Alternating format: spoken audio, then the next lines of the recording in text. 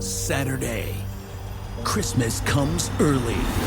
Unbelievable! Welcome to this incredible scene. Bills. To the end zone! Chargers. It's a touchdown! An exclusive NFL game. That's fantastic! Live in primetime. Wow! Only on Peacock. With a Christmas gift to their fans. They're having some fun now. Bills versus Chargers. Saturday, 7:30 Eastern. Exclusively on Peacock. Tired of ads interrupting your favorite show? Good news. Ad-free listening on Amazon Music is included with your Prime membership. Download the Amazon Music app or visit amazon.com/ad-free sports. That's amazon.com/ad-free sports to catch up on the latest episodes without the ads. Enjoy thousands of Acast shows ad-free for Prime members. Some shows may have ads. The Two-Footed Podcast is brought to you by EPLindex.com and our presenting sponsor, Liberty Shield. Liberty Shield is a VPN provider. A virtual privacy network allows you to go online, change your location, access things you're geo-blocked from, while keeping your data safe. So, as an example, if you are a UK expat and want access to BBC iPlayer to watch Match of the Day, or ITV Hub, or all four, but you get that message that says this content is not available in your location, a Liberty Shield VPN gets you around that block, allows you to watch whatever you want on those services while also keeping your data safe. And it goes further than that. It allows you to open up Netflix's entire library by just changing your IP address. Liberty Shield is the #1 rated VPN provider on Trustpilot with 5-star ratings across the board. So go to libertyshield.com right now, use the code EPL25 and get either the hardware package or the software package. The hardware package is a router that you plug into your existing router, and any item you want to change the IP address on, be it your phone or your television, you connect that to the new Liberty Shield router. All other items can remain connected to your existing router. There's also a software package which is instantly downloadable to your device and you can get using straight away. Again, libertyshield.com, EPL25 for 25% off at checkout.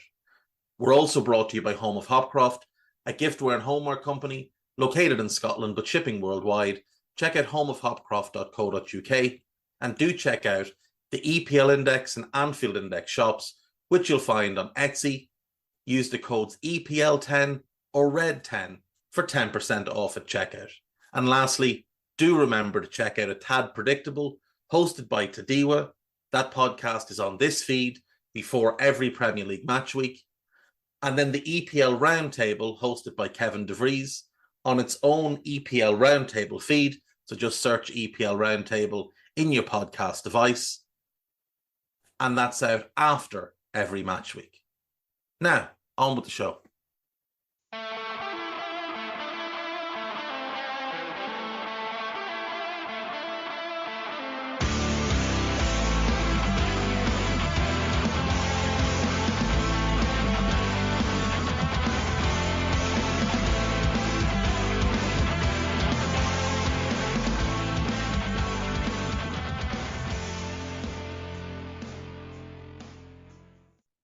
What's good, boys and girls? Two-Footed Podcast. Today is Friday, the 22nd of December. Hope you're all well. Hope you all have your Christmas shopping done. No last-minute nonsense now. You don't want to be out and about on the 23rd and 24th. The 23rd because there's lots of football on. And the 24th because I can't think of anything worse than trying to go into shops on Christmas Eve to get stuff. Absolutely not. If I didn't have everything done, and I've just about got everything done. If I didn't have everything done, people would be going without. Simple as that, because there is no worse place in the world than shops on Christmas Eve. We do have Premier League action up and running for this weekend's slate of games. Last night, Crystal Palace took on Brighton. It's obviously a rivalry game. And the fans don't like each other. The players tend to get a bit feisty. Last night's game was fairly tame by the standards of some of the games we've seen between these sides in the past. Jordan Ayew put Palace 1 up just before half time. Danny Welbeck equalised in the 82nd minute, and the teams shared the spoils. Brighton have now gone 22 games without a clean sheet, which is the longest run of any club in the Premier League, which is quite the effort. It means that Brighton go back above West Ham. However, they have now played a game more. They are 8th, West Ham's 9th, same points tally, game in hand. The Hammers this weekend hosting Manchester United. I fancy them to get at least a point. We'll talk about that with Guy after the break. So they'll go back above Brighton. And with that point, they'd actually go above United as well. For Palace, they still haven't won a game in a while, so that's not great, but it does give them an extra points advantage on Everton. Everton will play away to Tottenham this weekend. I don't fancy them to get anything there. So they should go into Christmas above Everton, despite Everton being on a great run, obviously 4 straight wins in the Premier League. But they're a point behind Bournemouth, who've played a game less because obviously that Luton game unfortunately had to be postponed halted. I don't know what's going to happen with it, whether they'll restart it from the time that the game ended. Will they just decide to share the points? I don't really know what's going to happen. Maybe it's been announced. I haven't seen it anywhere. We did get good news, though, that Tom Lockyer is out of hospital. So that is the most important thing. We've got a game tonight. We've got a bunch of games tomorrow, and we've got one on Christmas Eve. So lots of football to keep you all satisfied over the next couple of days. Have to say I'm looking forward to some of the games tomorrow. Tomorrow is one of those days where I get to watch 3 games, which I'm very excited about, and then get to watch that game on Christmas Eve. So, catch up on the others at different points. But yeah, I'm really, really happy with how these games are scheduled. I love the fact there was a game last night. Love the fact that we've got a game tonight. 12:30, 4 3 PMs, and a 5:30 tomorrow. And then a 1 PM kickoff on Sunday. This is ideal. People cribbing and crying about, why is there a game on Christmas Eve?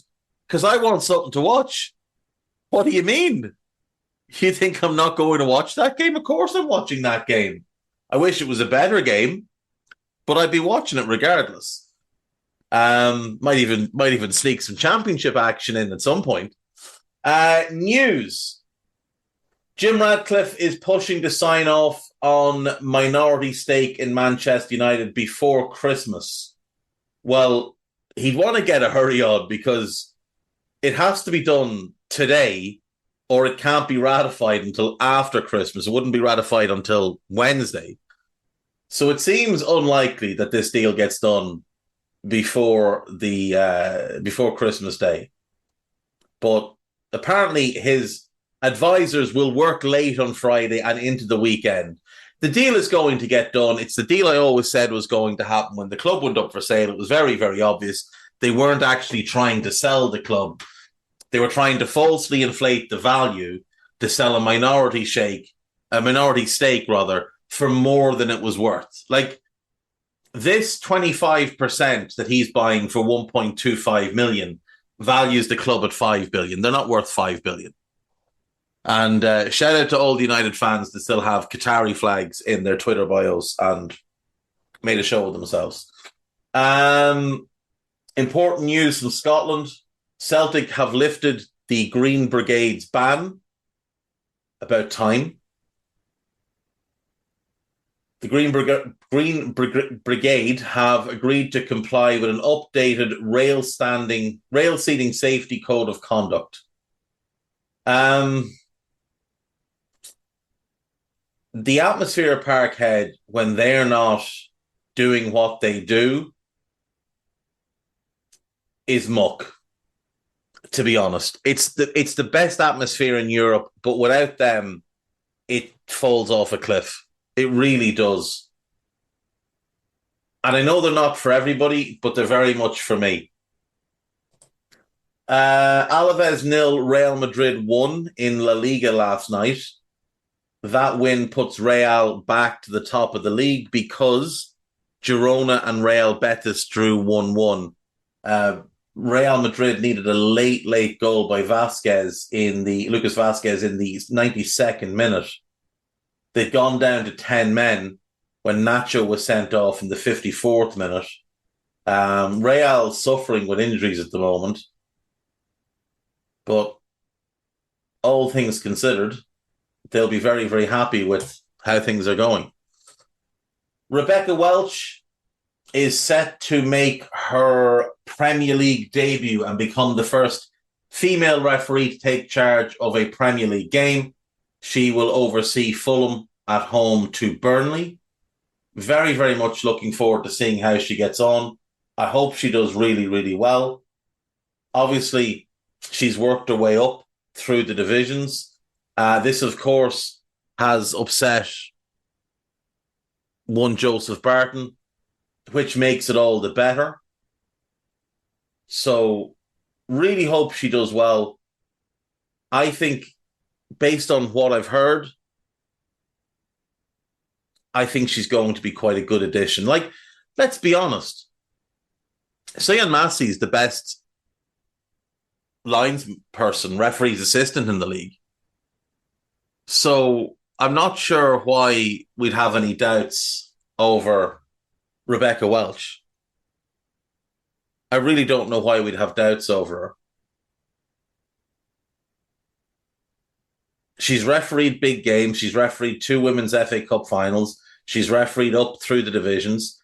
She's worked as part of Premier League matchday teams. She was the 4th official when Fulham took on Manchester United a few weeks ago. She refereed at the Women's World Cup. I think she's well placed to do very, very well. And I hope she does. I really hope she does. We need new referees in the Premier League because the current crop are atrocious. Also, really good to see Sam Allison become the first black referee in the Premier League. 15 years since Uriah Rennie last refereed a Premier League game. And now Sam Allison will fill that void and hopefully inspire more young black men to become referees because they're massively, massively underrepresented in the field. What else do we have for now?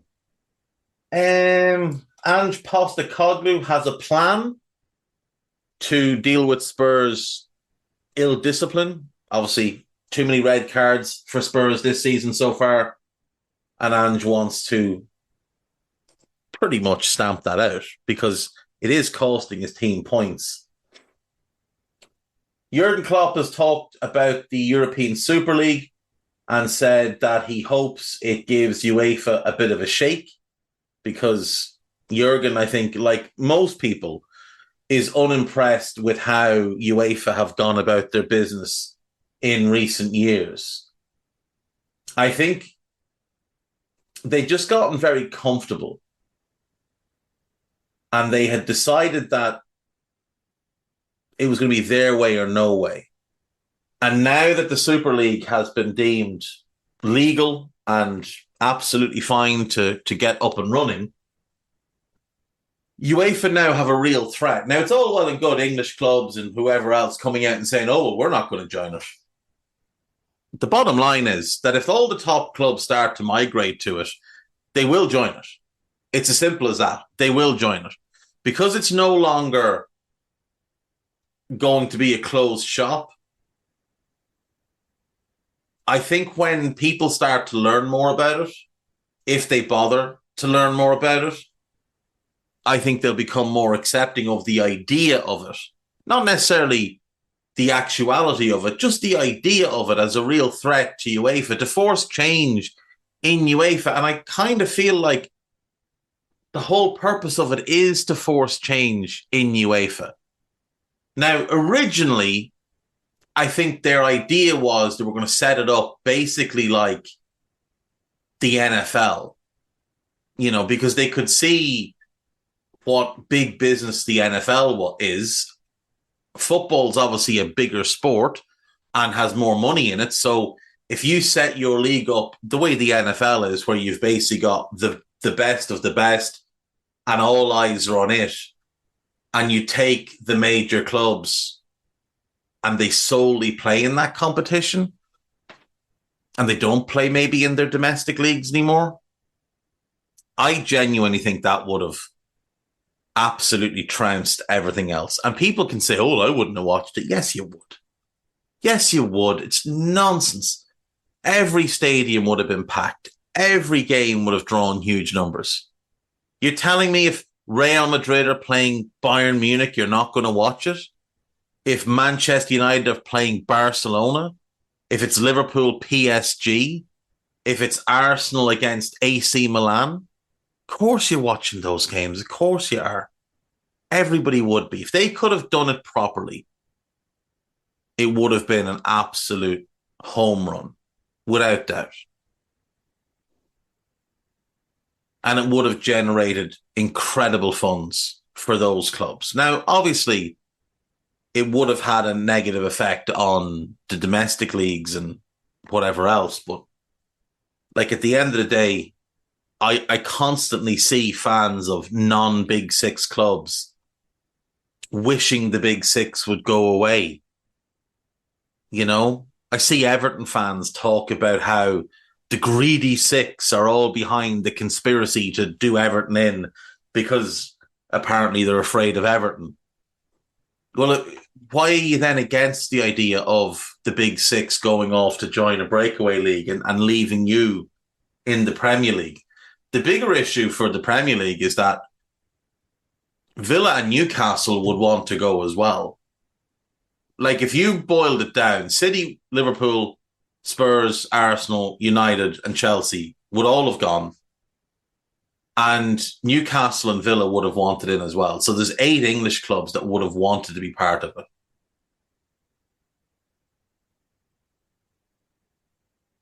In Germany, Bayern, Dortmund, Leipzig 100% would have been in. Leverkusen probably could have bumped it out with some of the bigger clubs, Stuttgart, Schalke. They're not as competitive, but in that league, with access to that type of money, they would have quickly become competitive. You could probably put together a 40-team European Super League of top big clubs. You've got all the big clubs in Italy, big clubs in Spain. I must actually do this. Must write down my list of what it would be. And then you split it into 2 conferences and you go from there. I think it would have been great. I do. I think it would have been great. Anyway, let's get the gossip going. We're going to take an early break. We're going to go to Guy and we're going to run through this weekend's futures and get ourselves finished for Christmas. Juventus have entered talks with Manchester City over a loan deal for Calvin Phillips.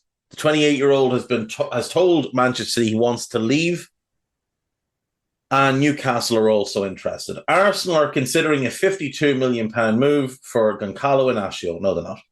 Chelsea will block any advances from Tottenham for Conor Gallagher, despite uncertainty over his contract situation. I mean, he doesn't even get in the Spurs team, so I don't know why Spurs would want him. Tosin Adarabioyo has told Fulham he wants to leave the club next summer on a free transfer. He has been linked with Tottenham and Monaco. Tottenham will turn to other defensive targets if they do not get encouragement from Jean-Claire Todibo in the next few weeks. He's also been linked to Manchester United. They've been linked to Radu Dragusin. Either one of them would be great. Todibo's more developed as things stand, but either one would be great for Spurs. Rennes are open to parting ways with Nemanja Matic, who only joined them in the summer. Barcelona and Real Madrid are leading the chase to sign Mason Greenwood. I bet they're not. Former Nottingham Forest boss Steve Cooper is top of Crystal Palace's managerial shortlist, and he could be approached with Hodgson considering retirement again. It'd be great if Hodgson would just retire now, but I think it's a little bit too quick for Cooper to jump straight into another job. Juventus and England under-21 winger Samuel Illing Jr. is attracting interest from Tottenham, Villa and Brighton. He doesn't get any of their teams. None of those moves help his career in the next 2 years. Palace would be the best move in England for him. Juventus have not ruled out signing Thiago Giallo, although a deal in January, but a deal for next summer looks more likely. West Ham and Fulham are keen on Akur Adams, who could leave Montpellier for a fee between 15 and 20 million. Will someone please sign Gift Urban? Like, genuinely, someone go and sign Gift Urban in this January transfer window. Bring him to England and let's see what that kid can do. West Ham are yet to hold talks with David Moyes about renewing his contract. It's become pretty obvious that they're not going to hold talks. It really has. Nottingham Forest have accepted a bid of more than €5 million for Gustavo Scarpa from Atletico Mineiro. Now, he's been on loan at Olympiacos. It didn't really work once he moved to England. He couldn't settle. Then he had to go home because he got scammed or something mad. I don't know. It was all very, very weird. Him leaving Palmeiras at 28 to come to Europe was just a bit odd anyway. Like, he left it too long. Brentford, Crystal Palace, Crystal Palace and Fulham are interested in Getafe's 26-year-old Spanish striker Borja Mayoral. Mayoral? He is talented. He's done well at Getafe. Really good season so far. He's got 12 goals in 18 games.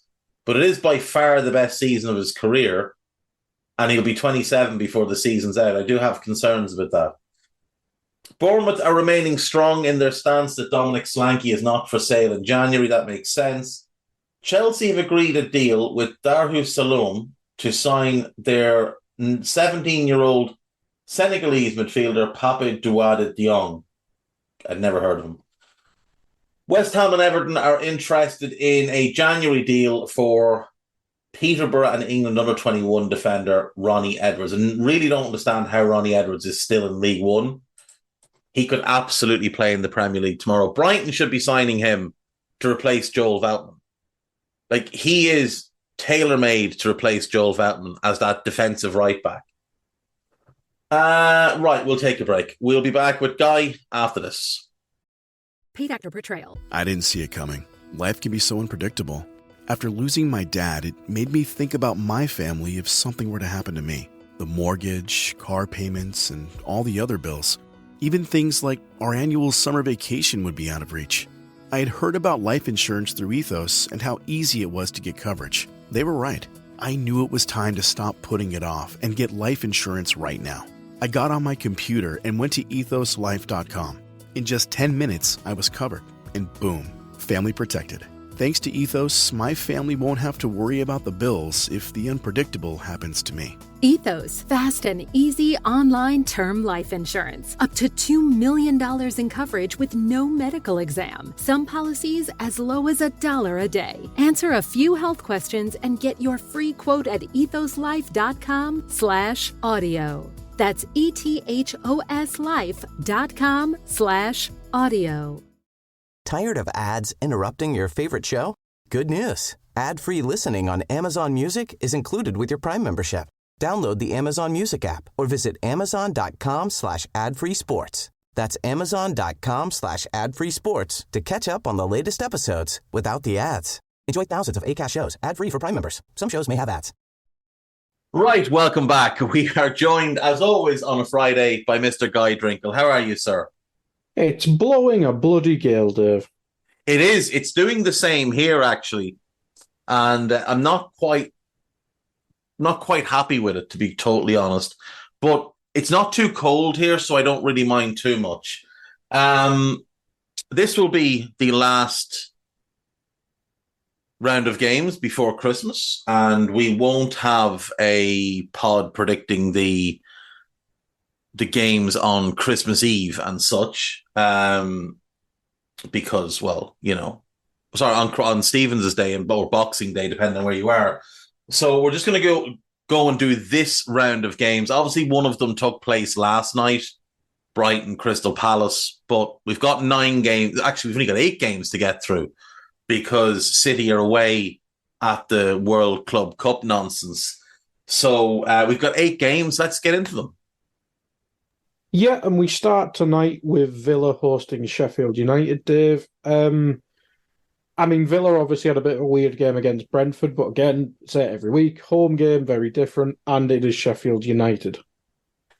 Yeah, well, Villa are 6 wins from 6 in the Premier League over the last 6 games. And in the last 6 away games, the Sheffield United have 1 draw and 5 defeats. So you've got the best home team in the league against the worst away team in the league. Villa can go top this weekend. They'll go top tonight if they win. And if Liverpool and Arsenal fail to find a victor, then Aston Villa will be top for Christmas, which is a pretty incredible thing. Now, they do have some injury issues. Emi Buendia and Tyron Mings obviously done for the season. Yuri Tielemans out for a couple of weeks. Boubacar Kamara being out suspended, that is a big blow for this Christmas period. Pau Torres is a doubt. Robin Olsen's out, wouldn't be playing anyway, and Bertrand Traore is still out. The Boubacar Kamara and Pau Torres ones are blows. Tielemans they have cover for, and he's not necessarily an every game starter anyway. They can just bring in Jacob Ramsey. But no Kamara's a big blow.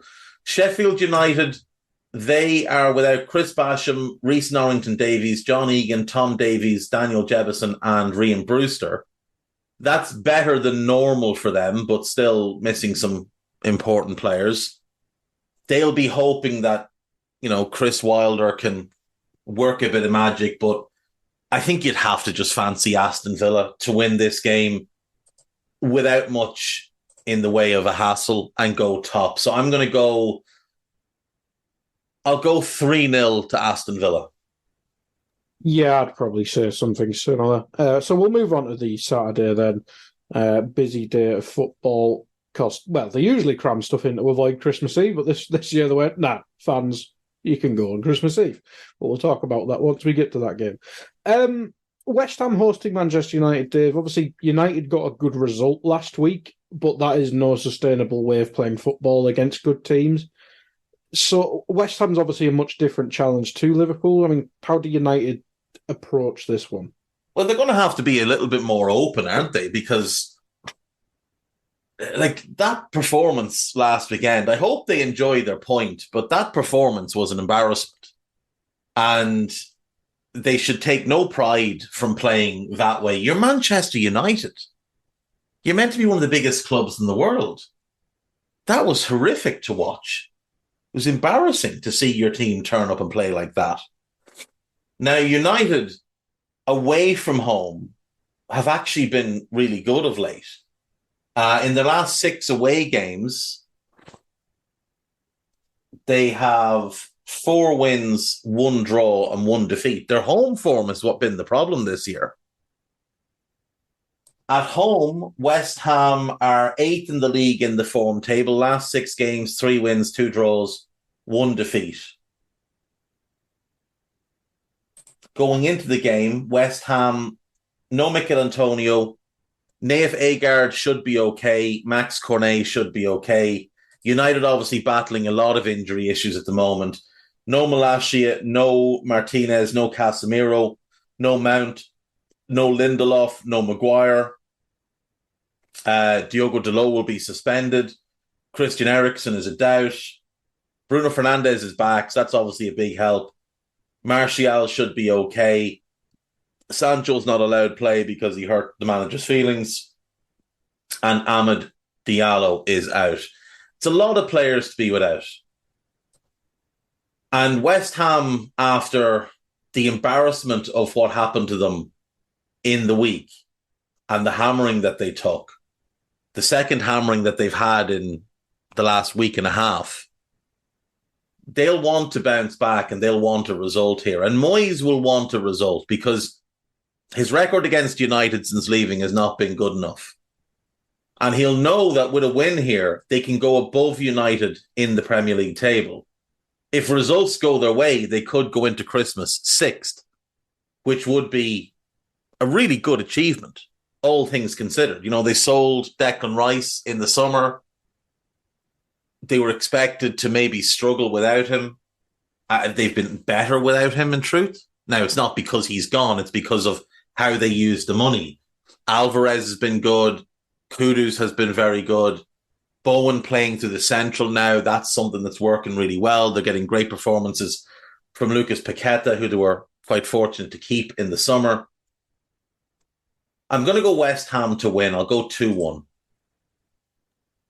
Yeah, there's still a lot of defensive injuries that you mentioned at United, and if West Ham do click in that area and Paqueta starting, which he did in the midweek, I think that could cause them bother as well. But as you say, United do spawn their way through games at times, so who the hell knows. Moving on to the 3 o'clocks, then we have Fulham, Burnley up first. Fulham had a bit of a weird week.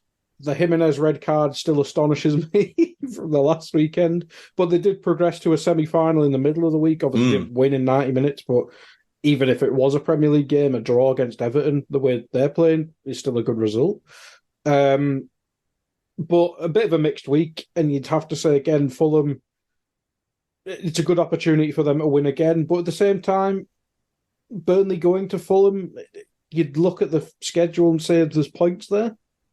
Yeah, there could well be. I mean, there could well be. Burnley have been slightly better away than at home this year, though that's not hard because their home form has been an abomination. Last 6 games at home, Fulham 5th in the form table, 4 wins, 2 defeats, 3 wins on the bounce since that defeat at home to United. Like you said, the Jimenez red card, I'd love to know what he was thinking. I'd love some explanation as to what he was thinking. But look, they've got Rodrigo Muniz back fit. They've got Vinicius Sousa, so they should be okay. Burnley away from home are 17th in the form table, 1 win, 1 draw, and 4 defeats in their last 6 away games. Burnley, injury-wise, no Koleosho. He's done for the season, unfortunately, which is such a shame because he was playing really well. Goodmanson is a doubt. Cork is a doubt. Taylor's back, and they're hopeful that Aaron Ramsey is back. So that could be a big boost to them because he's very, very talented. Fulham, no Jimenez, obviously. No Tim Ream and no Adama Traore. Fulham are at home. And I'm just going to back Fulham to win because they're the better team. And obviously, with a win here, Fulham could go to Christmas in the top half, which, when you consider they lost Mitrovic, they almost lost Paulinho, they almost lost Marco Silva, that's a really good first half of the year. I know it's 1 game shy of the first actual half, but through 18 games, if you told them, look, you'll be 10th, they would have snapped your hand off. Because last season, obviously, they started really well and they were top 6 for a good chunk of the season. And then they started to fall off a bit. And they ended up in 10th. And any newly promoted team that finishes in the top half, it's a really good achievement. But we know about second season syndrome. We know what that does to certain clubs. And when they lost Mitrovic, my first thought was they're really going to struggle. And then it looked like they were going to lose Paulinho, and I thought they might actually go down here. But they kept Paulinho. They've performed well above what I expected of them, and I'm going to back them to win. I don't think it'll be a pretty game. I'll go 2-1. Yeah, do you think maybe... I think Paulinho would have been a step too far, but maybe Mitrovic going forced a refresh, so it kind of counted second season syndrome a smidge? Yeah, in a way, because they last year they were very reliant on him. And you remember when he got suspended for the incident at Old Trafford, and they sort of didn't know how to play without him because he's quite a unique number 9. And not only is he a good goal scorer, but he's incredibly good at holding the ball up and bringing others in, which Jimenez is quite good at, but not to the same level. He's just simply not as big as Mitrovic. He doesn't have that kind of. He does it in a different way as well. He does, and he works the channels more. So rather than just lumping the long ball up at the striker and then trying to run off and win second balls, now they're playing more balls into the channels. They're getting more involvement from their wide players. I think we've seen Andreas Pereira have a little bit less involvement than he did last season, but we're seeing more from Willian. We're seeing more from Harry Wilson. And the results are, well, I mean, like 10th last season, 11th this season. You know, the results are holding about right. So I think Marco Silva's done a great job. I really do. And they have to back him in January. Yeah, absolutely. I mean, you mentioned being in the top half. Chelsea obviously have a weird game on the Sunday, and it's difficult against Wolves. They could be top of West London again. Or was it Brent? Was it Brent? I can't remember who finished there, but I think both of them beat Chelsea last season. But yeah, Brentford were 9th. Yeah. Brentford were 9th, Fulham were 10th, and Chelsea were 12th last year. Even Crystal Palace, not West London, obviously, but London finished above Chelsea last year. Had it not been for West Ham letting the team down, but they did win a cup in Europe. So, I mean, Chelsea were London's worst club last season because they finished 4 points ahead of West Ham in the league, but West Ham won a trophy. So, you know, hopefully that'll hold, and we might get some sort of repeat of that this year. Now, we would need Palace and Brentford to book up their ideas. And to be fair, Luton is not London, but it's close in proximity. So they're going to finish below Chelsea without question. But Still time. The fire sale that's going to come at Chelsea in the summer of 2025 is going to be the most magnificent thing you've ever seen as they try and get, 25 million in for Moises Caicedo and the same for Enzo Fernandez just to make up for the losses that they're making. Their next 2 sets of accounts are going to be absolutely hilarious because the way they have spent, how poor they have been, the fact that they're miles off Champions League again this season. And you look ahead to next season, and yes, you'll expect them to be better, but we don't know that Todd Bowley won't sack Pochettino and bring in somebody else, which will mean starting over. We don't know that Todd Bowley's not going to sign another 11 footballers. We don't know what's going to happen. But what we do know is that Liverpool, Arsenal, City, Spurs, and Villa, and Newcastle are all significantly better than Chelsea. And none of them look likely to take a step backwards. They might not progress, but they're not going to take a step backwards. And I would guarantee that at least 2 or 3 of them will get better, which means not only do Chelsea have to catch up to where they are now, they've got to catch up to where they'll be.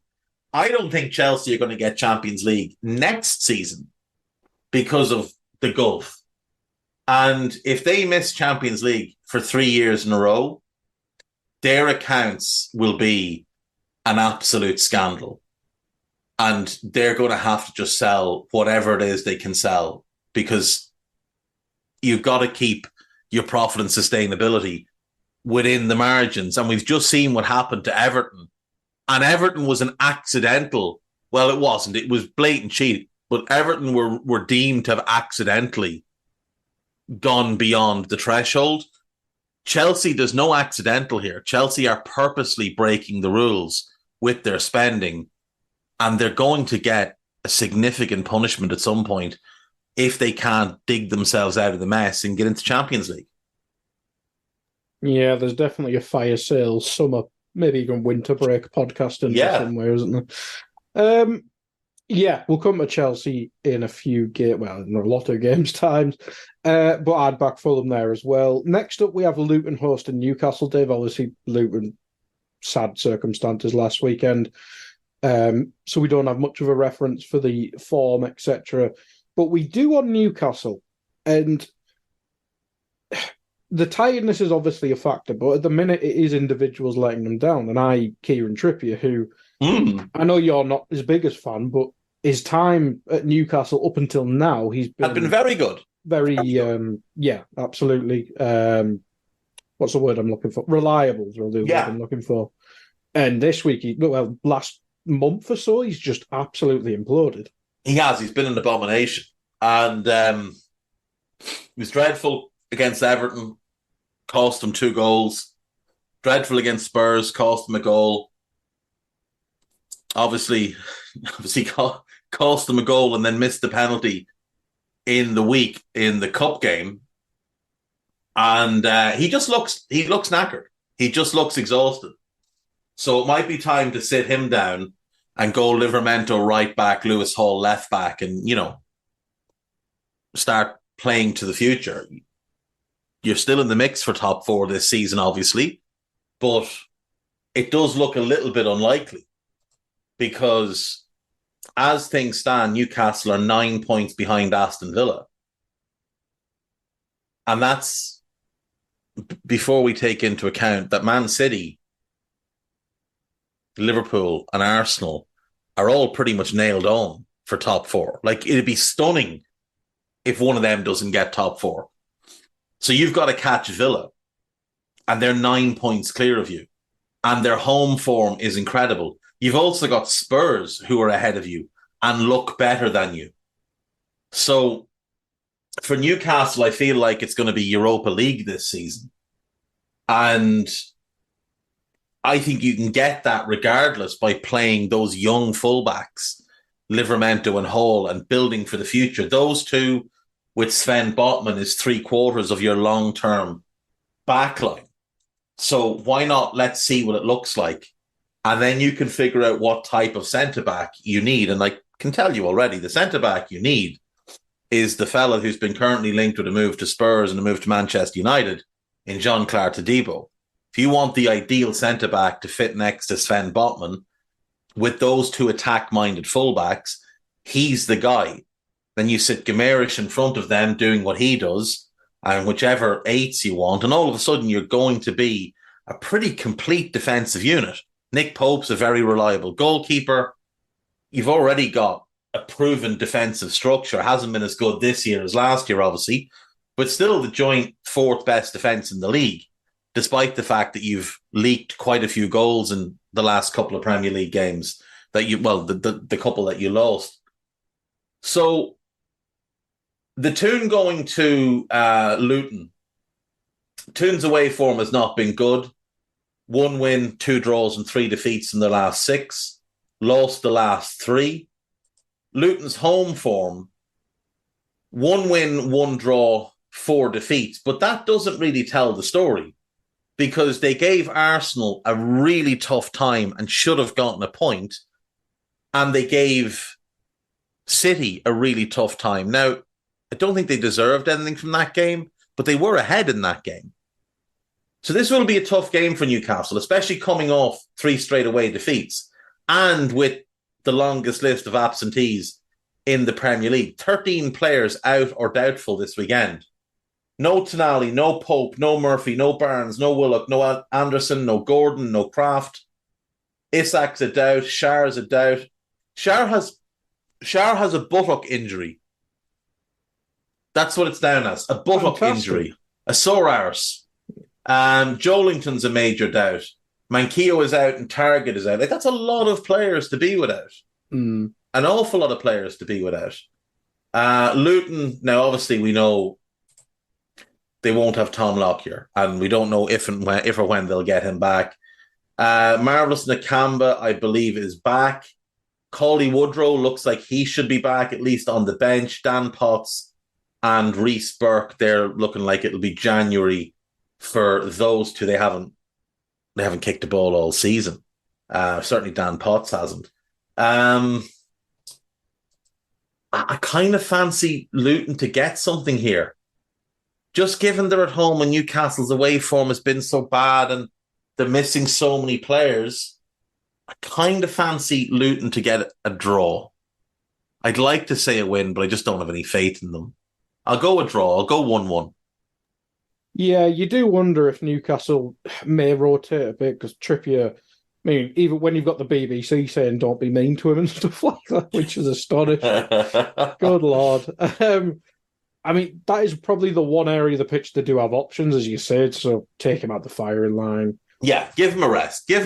What have they got? They've got Luton and then they're home to Forest on Boxing Day.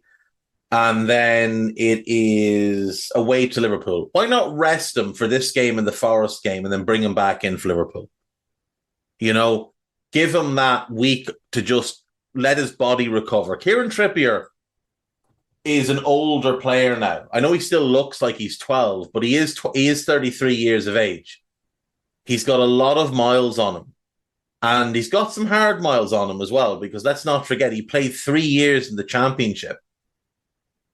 And then he spent a year under Sean Dyche in the Premier League, which means, backs to the wall and let's start pumping water overboard. So he's got 506 career club games and 46 internationals. 552 games is a lot of football, especially as a right back whose primary trait is his attacking and his overlapping and his ability to get forward and get crosses in. So a lot of hard miles put on Kieran Trippier. And we've seen it before with some players where just out of nowhere, the physical side just falls off a cliff. And maybe that's what's happening to Kieran Trippier. But what I will say is the mistakes that he's made in recent games, they're all concentration errors. So that points to him just being tired, exhausted, and needing a break. So I'd be sitting him for this one and for Forest if I was Eddie Howe. Yeah, I'd agree with that. Because, Livermento's been excellent as well. So get him more. I really wish we'd gotten him. Yeah. I think he's absolutely fantastic. He really is, isn't he? Anyway, next game, which you mentioned Nottingham Forest there. They are hosting Bournemouth. Dave, again, Bournemouth didn't play the entirety of last game. But Forest, new era. You've obviously had the whole week discussing Nuno and Steve Cooper, etc. My 2 cents, not the most inspiring, but I think his ideas does suit that squad at least. Yeah, that's the thing. Stylistically, he's a good fit for that squad. He's going to want to play a back three, you'd imagine. His brand of football is dour, but Steve Cooper's not exactly playing exciting football either. He does know Morgan Gibbs-White from their time together at Wolves. One minor issue might be, though, I'm fairly certain there was a bit of a falling out between them, which ended up with Gibbs-White on multiple loans and then not wanting to stay, even though Nuno was gone. So we'll wait and see. We'll wait and see what happens. I do think Nuno has at least, he's a proven ability to get players to overperform. You look back at what he did at Wolves, multiple top half finishes with a lot of average players, some really good ones, but a lot of average players. And Forest just needs someone that's going to get them results right now. Their home form has been poor. 1 win, 2 draws, and 3 defeats in the last 6. And the 3 defeats are all the last 3 games. Bournemouth, their away form, 3 wins, 3 defeats, but they've won their last 3 away from home. If you look at the overall form table, over the last 6 games, they're 5th. 4 wins, a draw, and a defeat. If you look at the last 10, they're 9th, whereas Forest are 18th in the last 10 and bottom in the last 6 with only 1 point.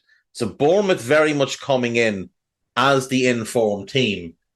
Forest, a number of injuries, players lacking confidence, whereas Bournemouth, the players are bouncing into games. Bournemouth, no Adams, no Aarons, no Hamid Traore, no Lloyd Kelly. Semenyo's a doubt, Kirkes is a doubt, Randolph is a doubt, Fredericks and Marcondes are out. So they're not going to be close to full strength either. But Forest, actually, to be fair, Forest's injury issues have very much cleared up. The only one definitely out is Teo. Felipe, Sangaré, and Aurier could all potentially be good to go in this one. They're all getting fitness tests. If Forest are close to full strength, Teo's a huge blow. But if they're close to full strength, they're at home, new manager bounce. Bournemouth, you'd wonder, is there... Like, that was a horrible scene last weekend. And you'd wonder, will there be any kind of psychological hangover for those players? Because, you know, I know Lockyer's not their teammate, but they were there. They saw it happen. So it has to have an effect on them as well. Do you know what? I'll go new manager bounce 3 points. I'll give Forest the win. We'll say 2-1. Yeah, I could see that. I think the thing with Nuno, what I remember from Wolves is just he always picked like the same 13 players. And I know that's difficult at Forest, seeing as they have 200 players. But Steve Cooper just never seemed to get round to that point. So maybe Nuno can instill that at least. But yeah I think that's fair. Yeah. Steve Cooper, you could tell in the last few weeks, he was desperately just kind of scrambling, hoping that something would work. And nothing really worked. So Nuno is much better. Nuno is going to make this massive squad quite small. And there's going to be a lot of players that find that they're just not going to be playing. So they might want to consider selling some players in January because he's not going to want that big, massive squad that they've got there. It should be interesting, though. It really should be. And I'll also be interested to see if they buy in January. Does bringing in Nuno potentially get them the foot in the door with George Mendes? So can they now start to tap into some of the Portuguese clients that Mendes might be trying to shift around the place? Maybe. Wolves aren't spending. So maybe it'll be Forest. Yeah, and Wolves seem to move on to a younger signs as well, didn't they? We've all the young French lads they bought, and I can't remember the country Traore is from, but they've definitely changed tact a bit there. Yeah. Anyway, we don't want to get on a tangent. Not today. No, not today. No, it's too close to Christmas for tangents. Next up, the last 3 o'clock, then we have Tottenham hosting Everton, Dave. Everton just in really good form. It's so hard to predict. They could take advantage of the defensive miss of Van der Ven, but you'd probably still make Tottenham favourites. It's a hard one to call. Yeah, you'd have to make them favourites. I mean, they are at home. Everton are in great form, obviously, and their away form is the best in the league. 5 wins and 1 defeat from their last 6. Spurs, they've obviously been a bit of a mixed bag of late because of the injuries and suspensions, so they've got 3 wins and 3 draws from the last 6 home games. Spurs need this win. Everton obviously do as well because they're trying to stay in the division and they're trying to push away from that bottom 3. And they're also aware that there could be a further points deduction coming their way if they get put into administration. Now, Spurs, no Perisic, no Bentancur, no Van de Ven, no Maddison, no Sessegnon, no Bissouma, who's suspended, no Manor Solomon, no Destiny Udogie, which is a blow. But Lo Celso's back, Brennan Johnson is back, and Alfie Whiteman is out. Everton, no Dele Alli, but it's great to see him back in training. Seamus Coleman's a doubt, Ashley Young is a doubt, Abdoulaye Doucouré is a doubt, but Michaelenko's back, and that's big, and Andre Gomes is out. So it's 2 managers I really like for completely different reasons. They're like the polar opposites of each other. But they're both really likable personalities that don't suffer fools and don't deal with bullshit. So I'm going to go for...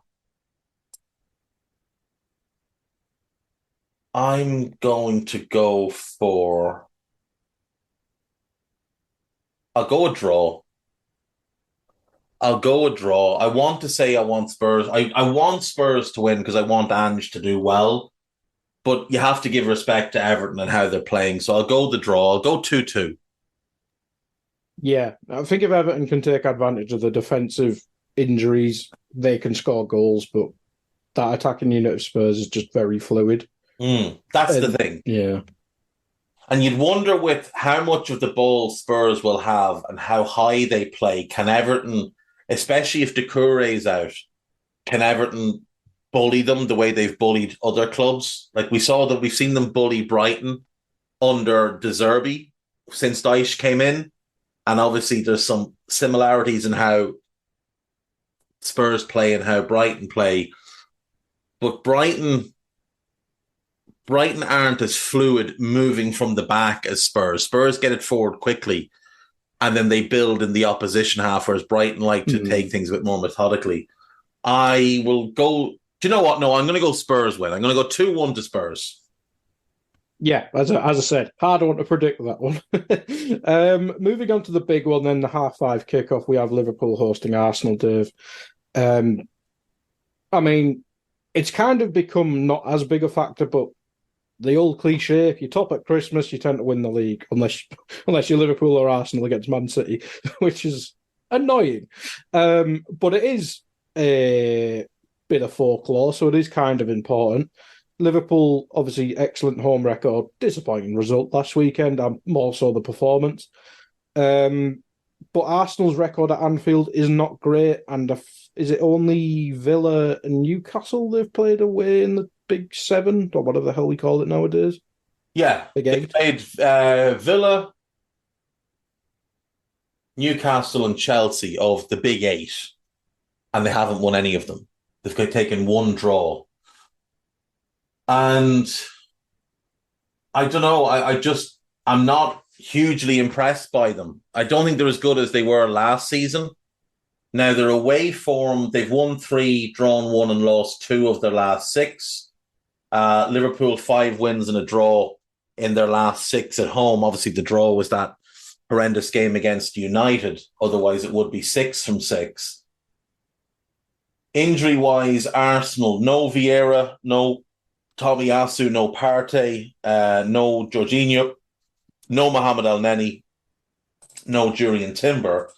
Liverpool, no Matip, no Alcantara, no Robertson, no Jota, no McAllister, no Bestetic, and a doubt over Ryan Gravenberch. So we'll see. But I fancy Liverpool to win. I just do. I fancy Liverpool at home. After how they played in midweek, if they play like they did against West Ham, they will beat this Arsenal team. They won't beat them 5-1, obviously, but I think they'll beat them 3-1, and that's what I'm going with. I'm going with 3-1 because I watched this Arsenal team, and the goalkeeper is poor, regardless of which one it is. They're poor. Ben White is not a great player. Like, he's a good player. He's good on the ball, and that makes up for some of the defensive flaws. But I feel like if Liverpool put Darwin up against him, he will cause Ben White tons of problems. Zinchenko against Salah? Really? Is that what I'm meant to believe in? And you look at Saliba's defensive numbers, and they're not good. Like, he doesn't do a whole lot, and what he doesn't do at an elite level. Teams just don't really challenge them enough. I think he can get in behind that midfield. I don't like the balance in midfield if Havertz is the one playing there, which I assume he will be on the left-hand side. It also means Rice in his less optimal position. And their attack, while all exceptionally talented, and we know it's a good attack, we saw that last season, it just hasn't been as good this season. Like, last week, they absolutely wiped the floor with Brighton for a large spell of that game. And yet they only scored 1 goal. And Brighton easily could have gotten on level terms before Arsenal got their second. Pascal Gross missed that massive chance. I feel like Liverpool are a significantly better team than Brighton. And they have that Anfield hoodoo over Arsenal as well. Arsenal don't like playing at Anfield. And if the crowd is up for it, and the crowd need to be up for it, I think Liverpool will beat Arsenal. I think they'll overrun them, and I think they'll beat them. I'm going to go 3-1 to the Reds. Yeah, and I think quite a lot depends on how Klopp sets them up. I know the inverted thing has worked at times, but if we take some of the inverting and some of the midweek, I think it can still work really well. But if we do the full inverted thing and Martinelli's got to play, well, Ibu's got to play up against Jesus and Martinelli, it's just going to make it a mess. So if we play an actual right back or play Trent as an actual right back, I think Liverpool have the favour. But if we do the inverted Trent thing, it just depends if Martinelli has one of his days, I think. Yeah, that's the big thing. How do Liverpool line up? I want Trent in midfield. I want to see Gomez, Kanate, Virgil, Costas, Trent, Endo, Jones, Salah, Darwin, Dominic. That's what I want to see. But I'm assuming it'll be Trent right back, Dominic in midfield, and probably Darwin left wing and Gakpo through the middle. And if it's that, great, but it has to be a 4-3-3. It can't be the galaxy brain nonsense because it's not working. It's not working at all.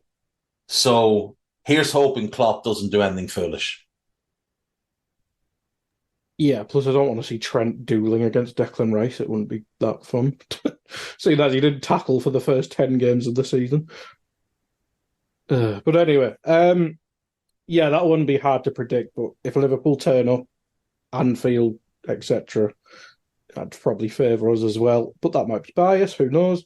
But moving on to Christmas Eve then, Dave. I mean, firstly, your thoughts on it being Christmas Eve? I mean, it's for away fans, it is London to the Midlands. It's not the biggest journey, but it's a bit crap for fans, isn't it? I think it's great, personally. I mean, what else are you going to do in Wolverhampton on Christmas Eve other than go to a game? You know, you have to factor in, these people live in Wolverhampton, guy. They have to have some joy. This is just a shot at gags, but, you know. Listen, they have to have something to do in their lives. Otherwise, they'd all just be sitting around being miserable in Wolverhampton. And Chelsea don't travel in big numbers anyway, so, again, what would they be at? No, I'm delighted. It's 1 o'clock. It's a 1 o'clock game. How long does it take to get from London to Wolverhampton? London to Wolverhampton. Takes 3 hours and 15 minutes.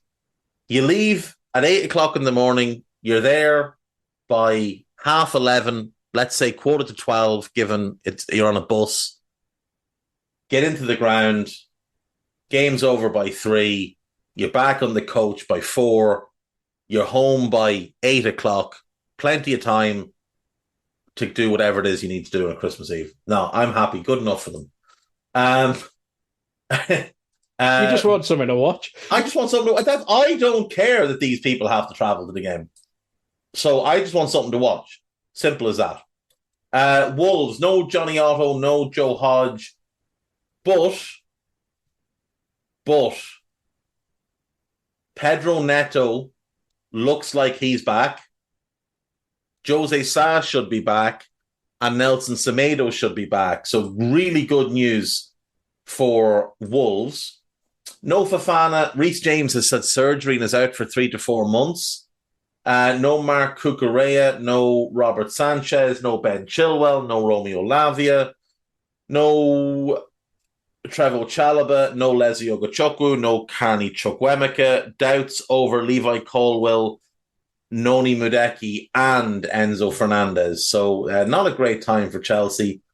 Chelsea's away form.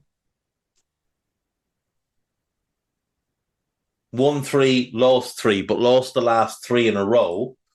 Wolves' home form, pretty good.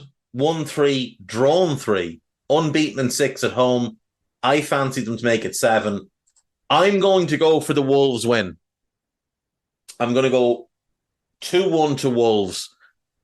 I look at how they played against Liverpool. I look at how they played against City. I think they'll do the same against Chelsea. I think it'll be a good atmosphere. I'm going to go for the Wolves win 2-1. We obviously saw Nkunku come back, and we mentioned the struggles and getting top 4 as a necessity money-wise. How big one tangent for Christmas? How big an impact do you think Nkunku can make for the rest of the season? Massive. He's a very, very good player, and he's a source of goals and assists. However, we've seen other players who are a big source of goals and assists come across from the Bundesliga and struggle. 2 of whom went to Chelsea and struggled and are both now gone. But I do think he's more suited to the Premier League. I'm really curious to see how they use him. That's the big thing for me. What position is he going to play?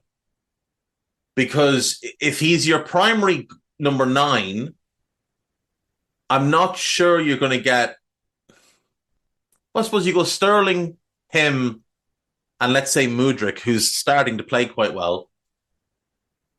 There's probably enough goals there between him and Sterling. If he's your 10, I worry about your midfield. Because I've said before, I don't really like the pairing of Enzo and Caicedo now that I see it. Because they both want to play in similar areas. And the reason Caicedo and Alexis worked was because Alexis would get forward. Yeah. Enzo doesn't want to. Enzo wants to sit deeper. Now, they've played Enzo as a 10 in a couple of games. It's been horrible. So I don't really know if they know what they're doing with these players. And Gallagher's become so important to them, which is hilarious because they tried to sell him and apparently are again open to selling him. But he's become really important. So I don't really know what they're going to do with Nkunku. Will they use him in a wide area and keep Jackson as the 9? That's a possibility. But then, I mean, you've still got Nicholas Jackson up front. And that's, bid 80 mil for Ivan Toney playing Nkunku left. Yeah, and deal with money later. I mean, that does seem like it might be the play. But again, then I worry about what's behind them all. I think Nkunku can be a really good player for them. I don't think he's going to solve all their problems, though. Even the attacking problems, I don't think he solves all of them. Yeah, it's certainly been. It's probably the one interesting thing from Chelsea, apart from the fact they're trying to gel 50 players. But it was exciting to see what he'd potentially come into the league and to get injured in pre-season. As a somewhat neutral, I never want Chelsea to do well, but he's always been a player of interest. But yeah. Well, it's a tough one to predict because these are the games Chelsea have struggled with this season. And Wolves have been one of the teams who have performed well against good teams, as you mentioned. That wouldn't surprise me if Wolves win. And that was the last game, Dave. That was the last game. And that is the last podcast until probably Thursday of next week. So go and enjoy your Christmases. Spend time with your families. Not too much time, though, because they'll only annoy you eventually. Thank you, as always, for listening. Thank you for listening continually through the year. Like I say, we'll be back Thursday, and we'll have plenty to catch up on because there'll have been 2 rounds of games, and there'll probably be some scandal somewhere, and maybe Joey Barton will have done something stupid, so I can rant about him again.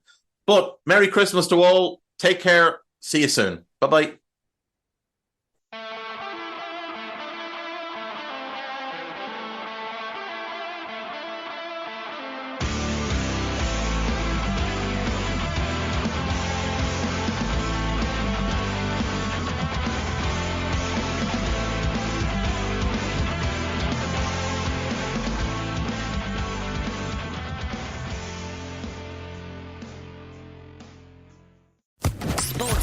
Podcast Network. Tired of ads interrupting your favorite show? Good news. Ad-free listening on Amazon Music is included with your Prime membership.